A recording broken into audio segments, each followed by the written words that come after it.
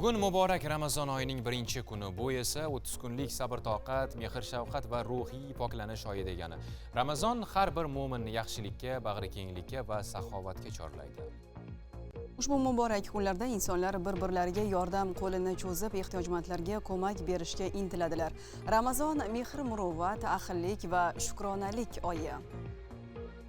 67-son bilan qayd etilgan prezidentning yangi qarori ehtiyojmand oilalar uchun muborak Ramazon oyida bir martalik moddiy yordamning asosi sifatida xizmat qiladigan bo'ldi. Gap shundaki, unga ko'ra Vaqf xayriya jamoat fondiga 800 milliard so'm miqdorida mablag'lar ajratilgan. Ularning taqsimoti esa quyidagicha qilinadi. Mana shu mablag'lar doirasida 1 million so'm miqdorida bir martalik moddiy yordam ijtimoiy reyestrdagi davlat ta'minotidagi turgan 215 mingta oilaga, bular o'zgalar parvarishiga muhtoj, yolg'iz yashovchi hamda yolg'iz keksalar va nogironligi bo'lgan shaxslar, ya'ni reyestrdagi 13 mingta shaxsga mana shu mablag'lar berilishi ko'zda tutilgan.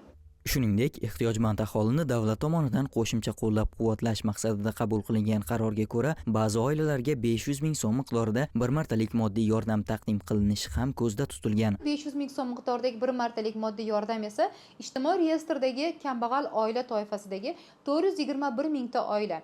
Agarda reyestrga kirmagan, biroq mahalla yettiligi tomonidan ehtiyojmand deb topilgan 43 mingta oilaga ham mana shu mablag'lar berilishi ko'zda tutilgan. Qarorda keltirilgan muhim bandlardan yana biri ijtimoiy reyestrda turgan ayrim bemor fuqarolarning davolanishi va zarur operatsiya xarajatlarining qoplab berilishi bilan bog'liq.